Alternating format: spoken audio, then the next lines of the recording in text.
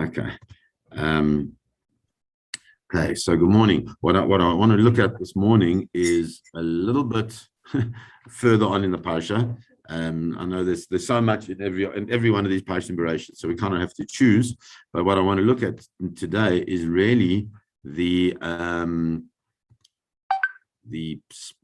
part where Noach comes out of the teva. He's come out, and we look at that, and the Torah says the following: it says that HaKadosh Baruch Hu says to him, it's if we look at it's Perek Tet, so it's Perek Chet, so it's chapter 8, verse 15. Hashem speaks to Noach, and he says to him. So, by the way, it's interesting that it's Vayedaber Elohim.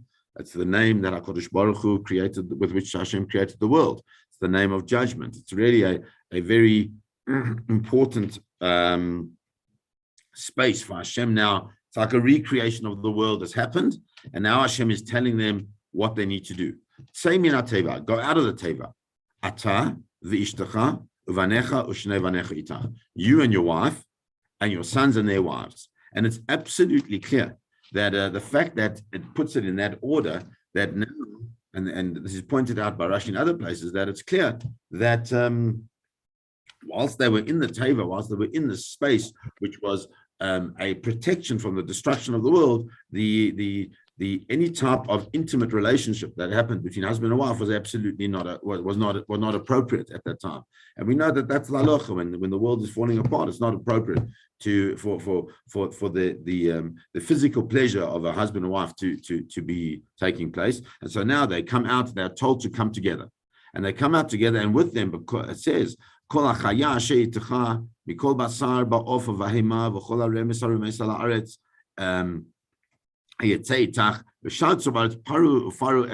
now everything must go out. Everything must go out, and they must go, and they must themselves start to spread through the land. They must be fertile and increase on the earth, everything they need to do.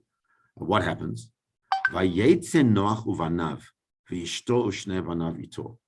There's a certain level of awkwardness, it would seem, because HaKadosh Baruch Hu told them that they must come out, the husband and the wife, they must come out in their couple, they must come out in a relationship. But they don't do that. They come out, Noach and his sons and his wife, so the men and the women come out separately, which is quite fascinating. The Chizkuni points that out. It says, even though they were now allowed to be together, when they came out, they're counted in the way that they've been in the teva itself. And it's just an interesting thing to point out.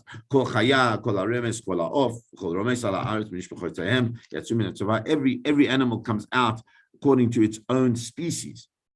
And they come out, why is that so important? Because they're coming out in their species so that there's no more mix-up. We know that part of the problem that happened with right at the beginning of before the destruction was that even the species became all mixed up, and it was just a bit awkward. But now they come out and everything is pure. It's pure, it's clean, it's pristine. The world has been washed of all the negativity, and they're about to start again. And how do you start again? And Noach teaches us how you start again. Vayiven Noach mizbeach l'Adonai. Noach builds what? He builds an altar. The first thing he does is he builds this mizbeach to Hashem. Vayikach mikol habehema haTorah mikol ha'of haTahor vaya'al olot bam mizbeach. He builds this mizbeach, and he brings from the behema haTorah, from the pure animals, the clean animals, the tahor animals, and from all the tahor birds. And he brings the olot. And olah is a burnt offering, is a total, complete offering to HaKadosh Baruch Hu, ba mizbeach, on that mizbeach. Rashi tells us, like, where did he get this from? How did he know to do this? Where does Noach get this from? Rashi says, why did Hashem tell me to bring 7 of these pure animals? Could only be could only be for one reason. I don't need 7. All I need is a couple. From one couple, like all the other animals, will flow the rest of the species. So I needed to bring 7 because there are 6 of them, of each of the males and 6 of the females that are in a way dispensable. Where would I dispense of them? I would dispense of them on an altar, bringing them up in the service of HaKadosh Baruch Hu. And so that's why he knew that he needed to do something. The Chizkuni, on the other hand, says something fascinating. The Chizkuni says that why does he bring it up? What motivates him to do that? He says because there was a clear understanding in the world that when a person goes across the seas and goes through a dangerous space, then a person brings up thanksgiving offerings. We have that in halacha. We have that in one of the halacha that we have when we say we bench gamel. One of the reasons we do that is because we cross over the sea. So says the Chizkuni kederech yodei hayam that like the way of people who go across the sea on their boats, as it says, vayizbachu zivchei Torah, you bring up korbanot of Torah, of thanksgiving. Gam zeh she'amad b'tzar gadol va'olam avad v'hu nimlat. So to this person, Noach, he was in unbelievable tsar, unbelievable difficulty, unbelievable tzoros. The world is destroyed. He was saved, and so therefore he realized it was appropriate for him to bring these olot as a thanksgiving offering. And then the Chizkuni points out and he says, Noach built a mizbeach, vayal olot ba mizbeach. He brought these olot on the mizbeach, ha-mizbeach. It's very important, by the way, when we read Hebrew, that we see the difference. So often we get, we just read quickly, we get ba and ba that make no difference. But the word ba means the, and ba means baha, a specific. It's a specific type of mizbeach. So it says the Chizkuni, which mizbeach? So the simple answer is the mizbeach that he built. But that's obvious that he would have brought up the olot on the mizbeach that he built. So the Chizkuni says, "Hamavoreru sheikrivu alav adam kain v'hevel." Says, hold on a second. It's not just any mizbeach. The mizbeach that Noach built is a rebuild of the mizbeach that was built up and upon which was offered the offerings of Adam, Cain, and Hevel. In other words, what the Chizkuni is telling us is that Noach is now kind of like reconstituting the world back as it was. Adam Arishon brought korbanot. Cain brought korbanot. Hevel brought korbanot. They all bring these korbanot, and those korbanot are going to were brought on a specific mizbeach. Noach brings his korbanot on the same mizbeach, once again starting the world to go along. And what is the response of HaKadosh Baruch Hu to these korbanot? Yarach Adonai et hareach hanichwach. HaKadosh Baruch Hu smells this beautiful smell, the pleasing smell. Vayomer Adonai el libo. And HaKadosh Baruch Hu says, el libo, we normally translate to himself. What does it mean that he said it to himself? So the Kliyak, the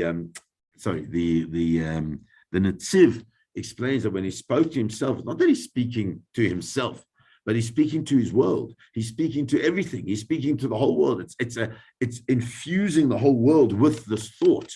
And what is this thought that HaKadosh Baruch Hu says? I will never ever totally curse the whole world because of Adam. We have to understand, he puts into what is now the new aspect of creation, that the concept of the Yetzer Leva Adam Raminu Rav, that the heart of the person, the Yetzer of a person is Ra, is evil. There's always this draw towards evil. And I will never destroy everybody as I did before.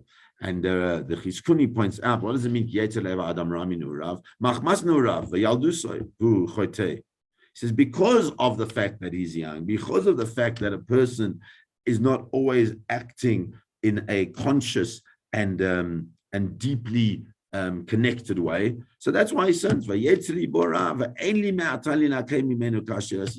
I'll get that.